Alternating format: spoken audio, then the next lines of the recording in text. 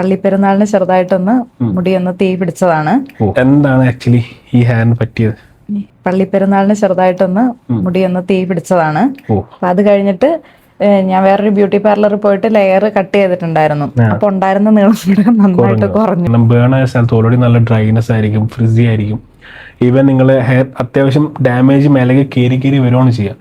ഇത് നമ്മൾ ബൊട്ടോക്സ് ചെയ്യുന്ന സമയത്ത് അത്യാവശ്യം നിങ്ങൾ ഇത്രയും ഇഷ്യൂസ് ഉള്ള ഈ ഒരു ഹെയറിനെ നമുക്ക് മാറ്റി ഒരു റിക്കവറി മോഡിലേക്ക് മാറ്റാൻ പറ്റും.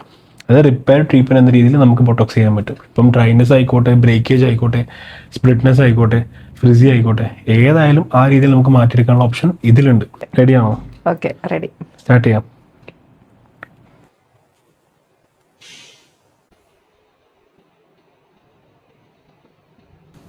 സൂപ്പർ, വിചാരിച്ചതിനേക്കാളും നന്നായിട്ടുണ്ട്. ഫൈനൽ ലുക്ക് എന്താണേലും ഇത്രയും പ്രതീക്ഷിച്ചില്ല.